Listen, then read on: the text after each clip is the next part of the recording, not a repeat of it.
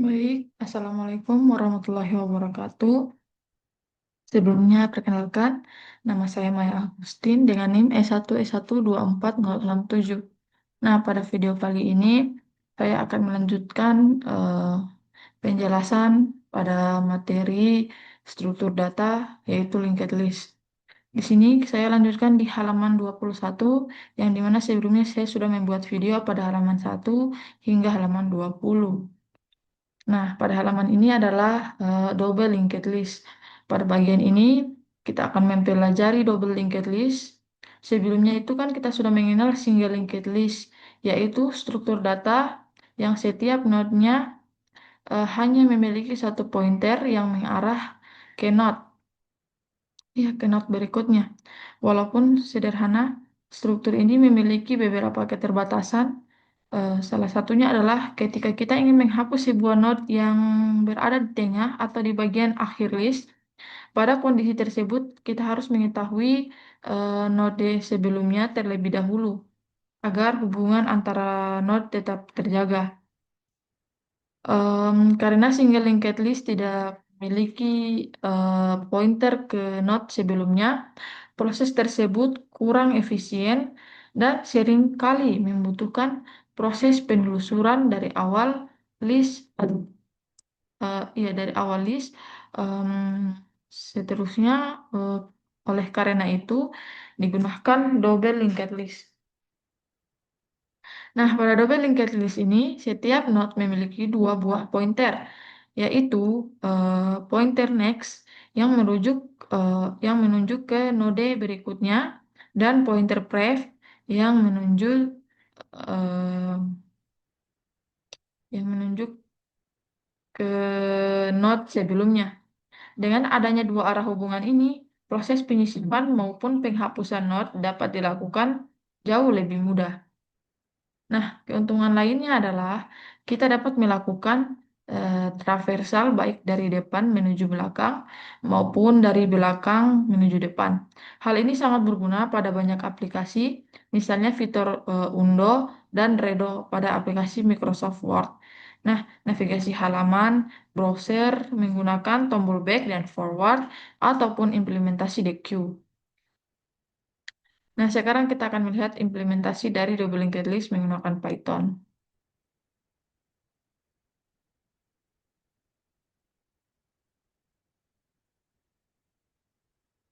Oke, tunggu ya.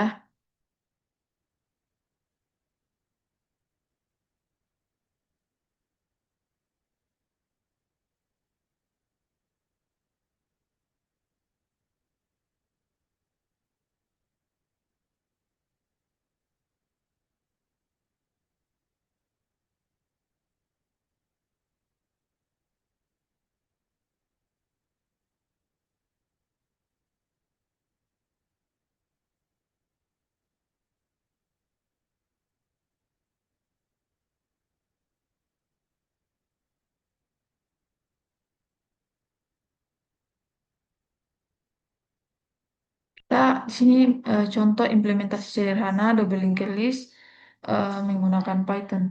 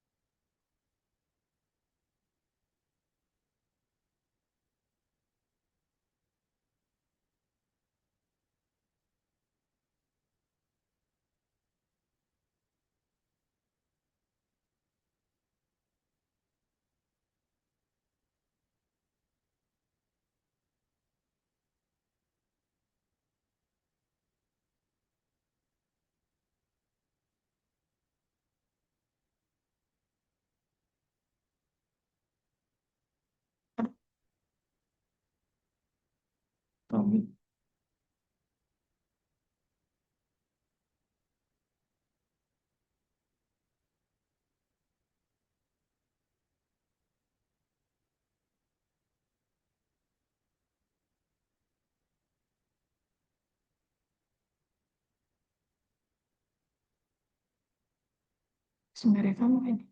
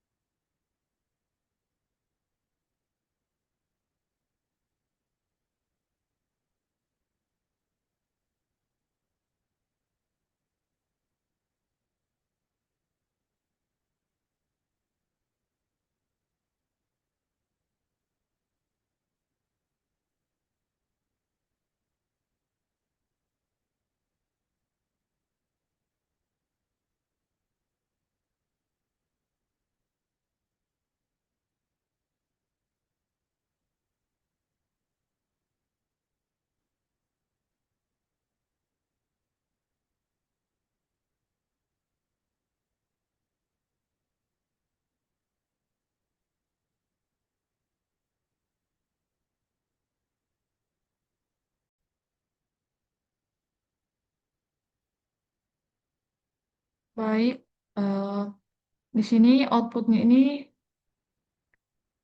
ini menunjukkan bahwa not dapat diakses dari dua arah. Hal inilah yang menjadi keunggulan utama double linked list.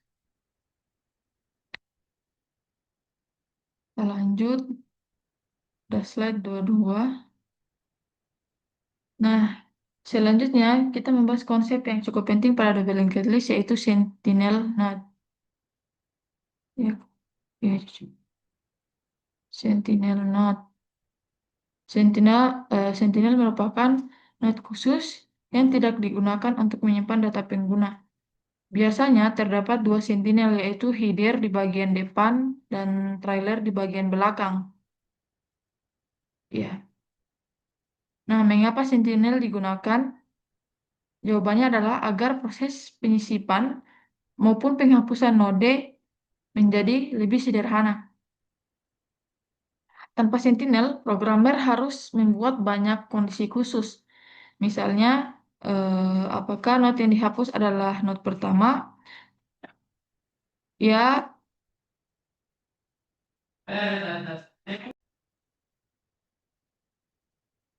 misalnya apakah linked list kosong dan apakah node yang dihapus adalah node pertama? Kemudian apakah node yang dihapus adalah node terakhir? Nah, semua kondisi tersebut membuat program menjadi lebih panjang. Dengan adanya header dan trailer, semua operasi dianggap sama, yaitu selalu menyisipkan atau menghapus node di antara dua node yang sudah ada. Karena itulah, implementasi double linked list pada berbagai bahasa pemrograman modern umumnya menggunakan Sentinel. Nah, ini keuntungan Sentinel. Pada slide ini dijelaskan mengapa Sentinel sangat membantu proses implementasi. Karena header dan trailer tidak pernah berubah, maka kita cukup memanipulasi node-node yang berada di tengah.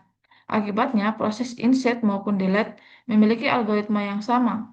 Keuntungan lainnya adalah kode program menjadi lebih ringkas, mudah dibaca, serta meminimalkan kemungkinan terjadinya bug. Inilah menjadi alasan mengapa banyak implementasi struktur data profesional selalu menggunakan Sentinel. Nah, selanjutnya sini, inserting with a double linked list.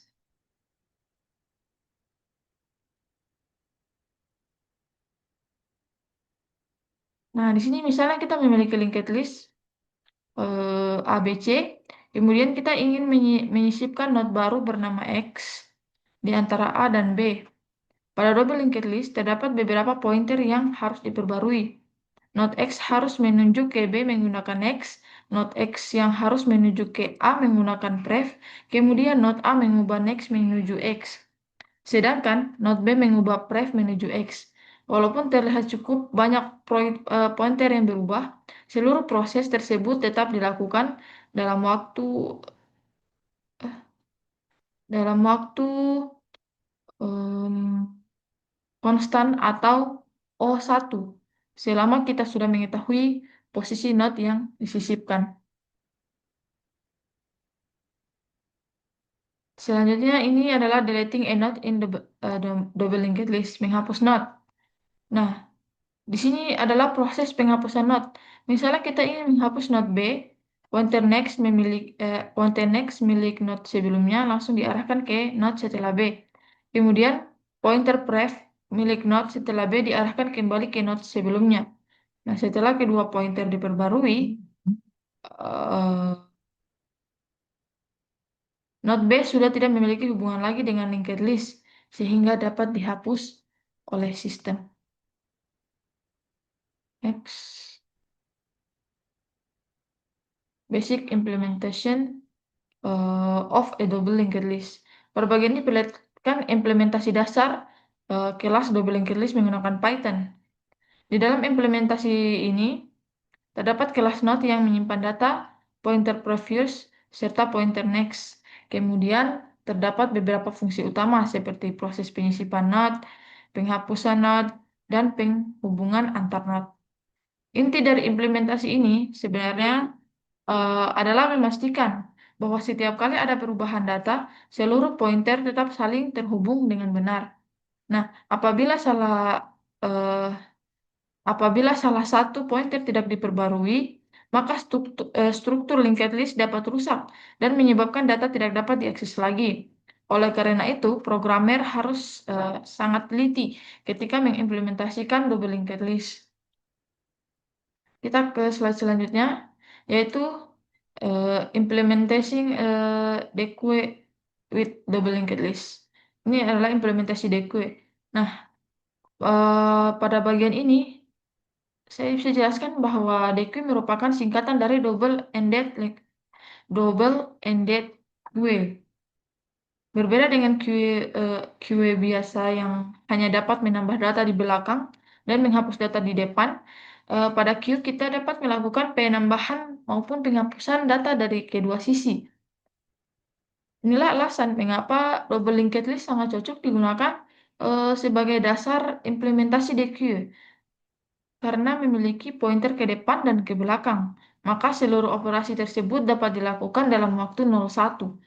Hal ini 01 dalam waktu O1. Hal ini jauh lebih efisien dibandingkan menggunakan array, terutama ketika jumlah data sangat banyak.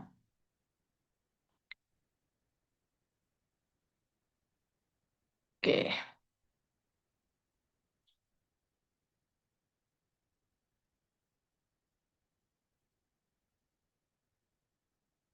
next ke halaman 31. Nah, di sini kita bisa lihat the positional list ADT. Nah, setelah bagian double linked list, kita akan mempelajari konsep yang lebih tinggi, yaitu positional list ADT. Sebelumnya kita sudah mengenal beberapa struktur data seperti stack, queue, maupun dequeue. Ketiga struktur data tersebut memiliki aturan yang cukup kuat mengenai posisi penambahan dan penghapusan data. Sebagai contoh, pada stack kita hanya dapat melakukan operasi di bagian atas atau top. Pada queue kita hanya menambahkan data di bagian belakang dan menghapus data di bagian depan. Sedangkan pada DQ memang lebih fleksibel karena dapat melakukan operasi di kedua ujung, tetapi tetap belum memungkinkan kita mengakses posisi mana saja secara langsung. Nah, muncul pertanyaan, bagaimana jika kita ingin menambahkan atau menghapus data pada posisi tertentu di tengah-tengah linked list? Misalnya kita memiliki antrian pelanggan, tiba-tiba ada pelanggan yang ingin membatalkan antriannya. Ehm, dan dia membatalkan antriannya sebelum sampai di loket atau ada seseorang yang dipersilahkan masuk tepat di belakang temannya tanpa harus berada di posisi paling belakang. Nah, kasus seperti ini sulit diselesaikan jika kita hanya menggunakan stack, queue, ataupun dequeue. Oleh karena itu diperkenalkan positional list ADT. Positional list memungkinkan kita bekerja berdasarkan posisi satu elemen, bukan hanya berdasarkan urutan awal atau akhir list. Dengan demikian, proses penyisipan, penghapusan, maupun penggantian data menjadi jauh lebih fleksibel. Nah, mengapa tidak menggunakan indeks? Pada slide ini dijelaskan mengapa kita tidak menggunakan indeks seperti pada array. Array memang memiliki kelebihan karena kita dapat langsung mengakses data menggunakan nomor indeks. Sebagai contoh, jika ingin mengambil elemen kelima, kita cukup menuliskan indeksnya saja. Namun pada linked list, hal tersebut tidak berlaku. Untuk mencapai elemen kelima, program harus berjalan mulai dari node pertama, kemudian berpindah satu persatu hingga mencapai node yang diinginkan.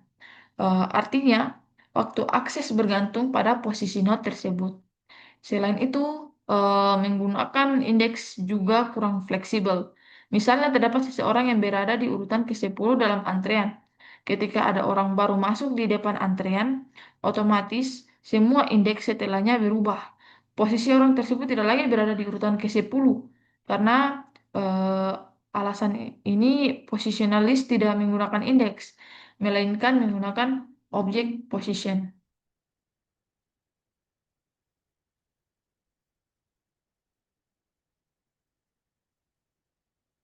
Sekarang adalah di another example word processor.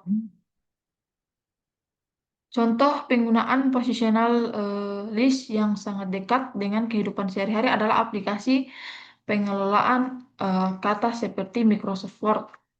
Ketika kita mengetik sebuah dokumen, sebenarnya komputer tidak selalu menghitung indeks setiap karakter. Sebaliknya, aplikasi menggunakan konsep kursor. Kursor menunjukkan posisi saat ini tanpa harus mengetahui nomor indeks dari karakter tersebut.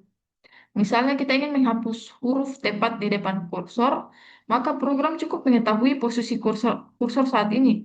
Begitu juga ketika kita menyiapkan karakter baru, konsep inilah yang menginspirasi positionalist. Oke, selanjutnya di slide 35. Can we use a node reference as position? Linked list profit O1, time insertion and deletion at arbitrary position as long as a reference to a relevant. Nah, di sini mengapa tidak menggunakan not langsung? Mengapa pengguna tidak langsung menggunakan not saja? Jawabannya itu berkaitan dengan konsep Object Oriented Programming, yaitu encapsulation. Encapsulation. Not merupakan bagian internal dari implementasi linked list. Jika programmer luar diperbolehkan mengakses not secara langsung, maka kemungkinan terjadi kesalahan akan jauh lebih besar. Misalnya, ada programmer yang secara tidak sengaja mengubah pointer next menjadi none. Akibatnya seluruh linked list tidak dapat terputus. Iya, akibatnya seluruh linked list itu dapat terputus. Karena itu, not disembunyikan dari pengguna yang diberikan kepada pengguna hanyalah position. Position menjadi semacam perantara antara pengguna dengan struktur data. The the positionalist ADT provides a general abstraction of a sequence of elements with the ability to identify the location of an element. Also provides a simpler position abstract data type to describe a location within a list. Uh, First, a position acts as a marker or token within the border position list. A position P is unvacated by change elsewhere in a list unless it is deleted by using an explicit command. A position instance is a simple object supporting only the following method: p element, return the element stored at position p. Position serves as parameter to some method and as return values from other method. Nah, di sini artinya posisi bukanlah angka, bukanlah data. Position juga bukan node. Position hanyalah objek yang menunjukkan di mana satu elemen berada. Keuntungan menggunakan position adalah ketika ada penambahan atau penghapusan data di tempat lain, position tetap mengacu pada elemen yang sama selama elemen tersebut belum dihapus. Inilah yang membuat positionalist menjadi stabil dibandingkan menggunakan indeks. Next, the positionalist ADT-L support the following accessor method. Di sini yang pertama adalah accessor method. Accessor method digunakan untuk membaca data tanpa mengubah isi linked list. L first return the position of the first element of L or none if L is empty. Kemudian L less return the position of the last element of L or none if L is empty, yang dimana itu accessor method digunakan untuk membaca data tanpa mengubah isi linked list. Lalu L before P return the position of L immediately before position P or none if P is the first. Accessor method di sini beberapa fungsi yang tersedianya itu antara lain kan pertama digunakan untuk mengambil posisi pertama. Lalu less itu digunakan untuk mengambil posisi terakhir. Nah, before digunakan untuk mengambil posisi sebelum elemen. Iya, sebelum suatu elemen. Lalu after return the position of L immediately after position or none if P is the last position. Untuk after ini digunakan untuk mengambil posisi setelah suatu elemen. Nah, return return true if list L does not contain any element.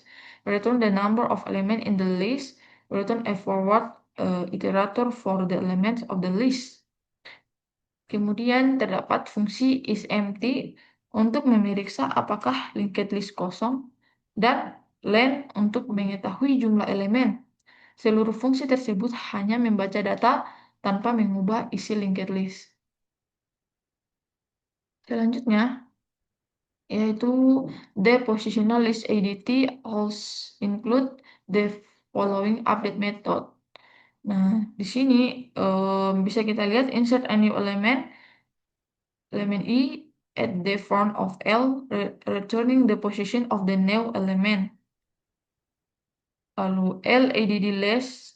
Nah, di sini insert a new element E at the back of L, returning the position of the new element.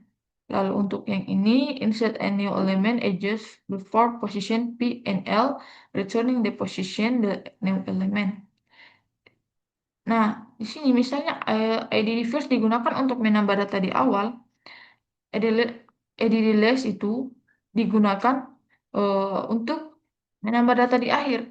Lalu id before digunakan untuk menyisipkan data sebelum suatu posisi, dan id after insert a new element just after position P in L, returning the position of the new element. Nah, di sini artinya digunakan untuk menyisipkan data sesudah suatu posisi. Kemudian replace the element at position P with element E, returning the element formerly at position P. Kemudian replace digunakan untuk mengganti isi data. Sedangkan delete di sini digunakan untuk menghapus data. Semua operasi tersebut dapat dilakukan dengan sangat efisien karena memanfaatkan kelebihan double linked list. Next ke slide 39. View observation. Note the first and last method of the positional list ADT return the associated position element. Nah, slide ini memberikan beberapa catatan penting. Metode first maupun last sebenarnya itu tidak mengembalikan elemen, melainkan position. Melalui position tersebut, kita dapat mengetahui data yang tersimpan. Keuntungan lainnya itu juga adalah kita dapat berpindah ke posisi berikutnya ataupun posisi sebelumnya tanpa harus menghitung indeks. Pendekatan seperti ini jauh lebih sesuai digunakan pada linked list.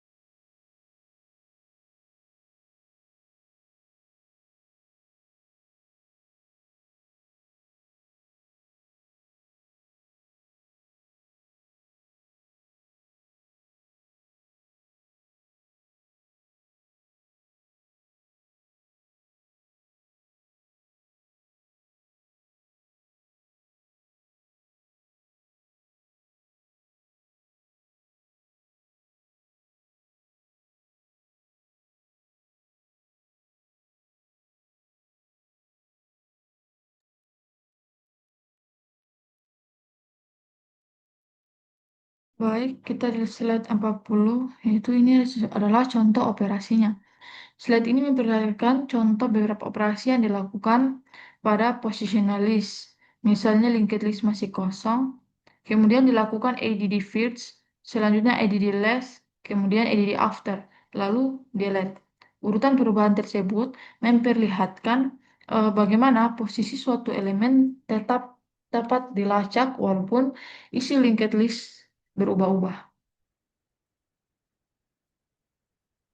Lalu ini adalah positional eh, list implementation atau implementasi positional list. Pada slide ini dimulai diperlihatkan implementasi positional list menggunakan double linked list. Artinya seluruh kemampuan yang dimiliki double linked list dimanfaatkan kembali. Yang ditambahkan hanyalah kelas position beserta beberapa fungsi baru agar pengguna tidak perlu berhubungan langsung dengan node.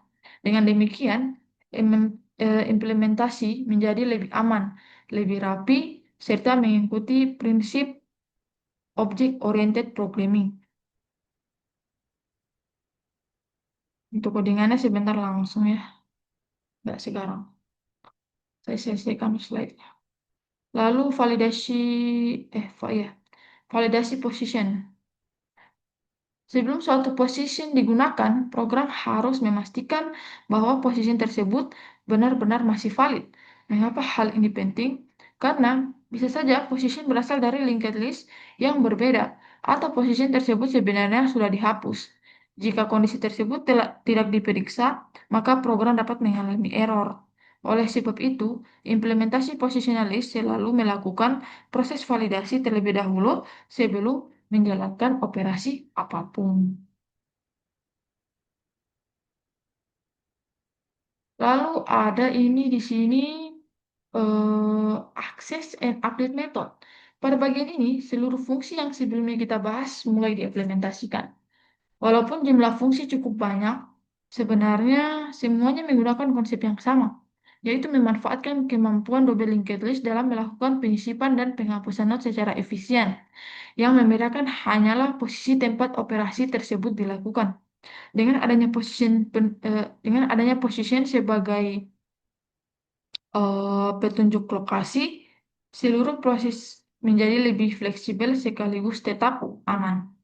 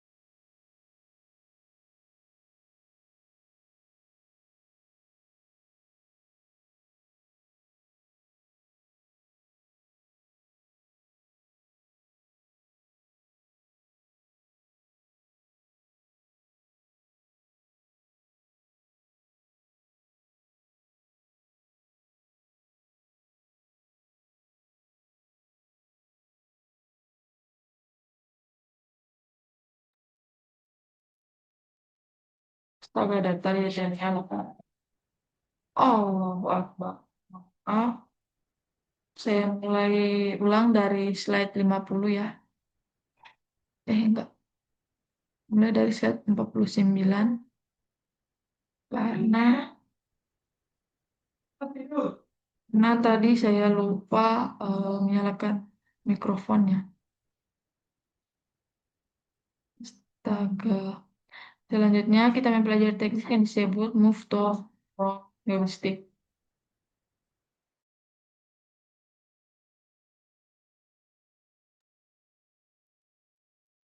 Heuristik sendiri berarti suatu strategi atau pendekatan untuk meningkatkan performa, walaupun tidak selalu memberikan hasil yang paling optimal.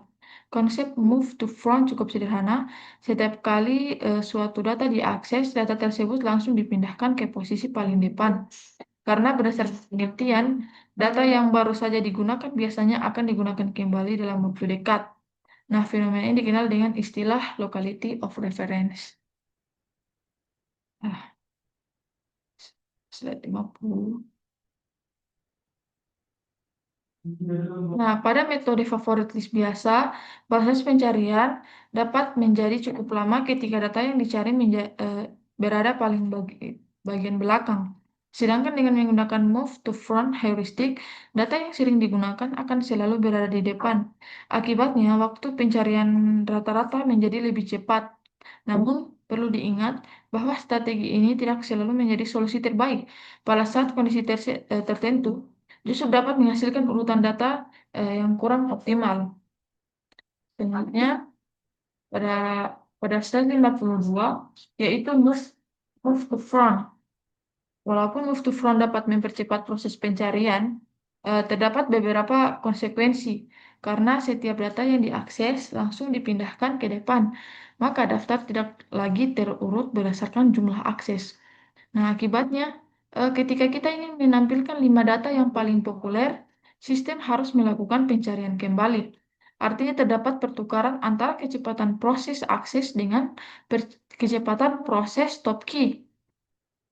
Inilah yang disebut dengan eh, trade-off.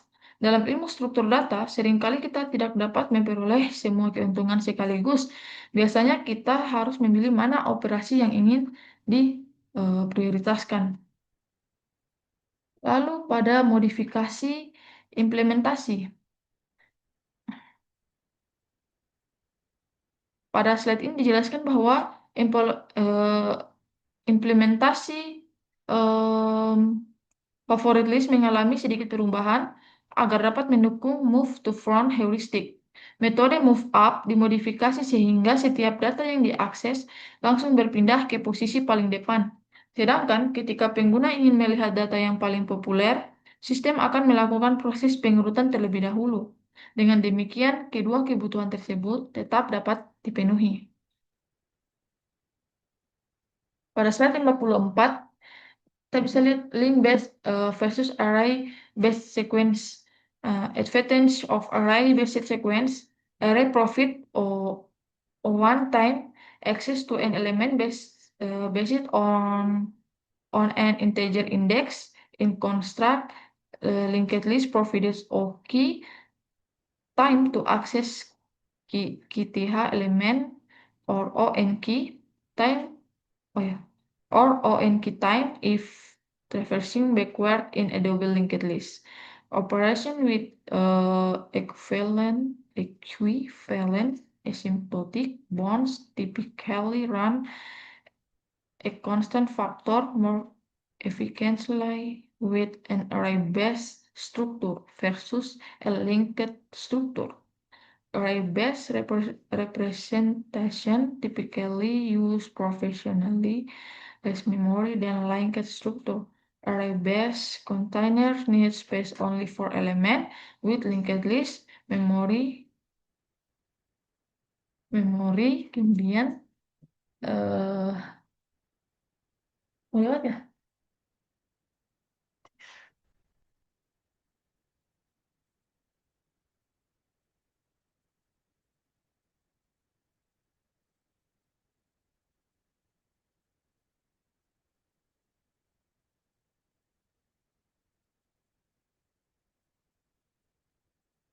Array memiliki kelebihan berupa akses data yang sangat cepat menggunakan indeks. Misalnya, kita ingin mengambil data ke 100, array dapat langsung mengambilnya dalam waktu konstan atau O1. Sedangkan linked list harus berjalan dari node pertama hingga mencapai node ke 100. Namun array memiliki kelemahan. Ketika kita ingin menyisipkan data di tengah, semua data setelahnya harus digeser satu persatu. Pada linked list, hal tersebut tidak perlu dilakukan. Kita cukup mengubah beberapa pointer saja. Lalu di sini ada keunggulan link based structure. Link list juga memiliki beberapa kelebihan dibandingkan array. Yang pertama adalah ukuran data bersifat dinamis, artinya memori akan bertambah sesuai kebutuhan. Yang kedua, proses penyisipan dan penghapusan data itu jauh lebih efisien. Dan kemudian operasi-operasi tertentu dapat dilakukan dalam waktu 0, dalam waktu O1, terutama ketika posisi node sudah diketahui. Karena alasan inilah linked list banyak digunakan pada sistem operasi, editor teks, browser, hingga berbagai aplikasi modern.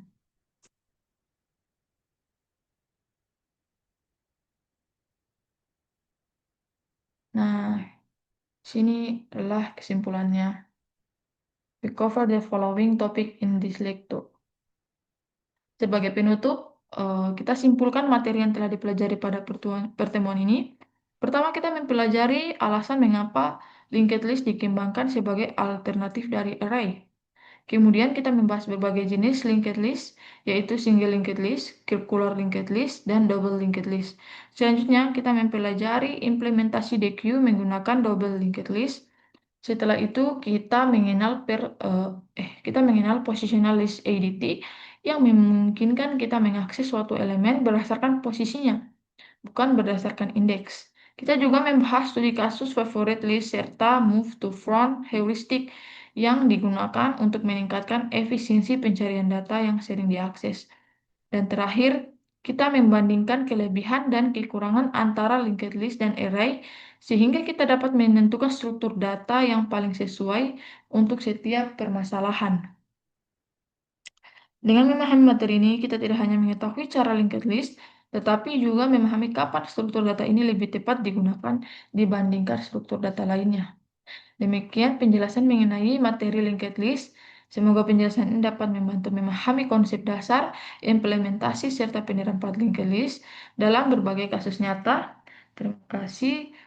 Saya juga memohon maaf karena di sini saya juga masih belajar dan masih banyak kurangnya. Saya ucapkan terima kasih. Saya tutup dengan ucapan billahi taufiq wal hidayah. Wassalamualaikum warahmatullahi wabarakatuh.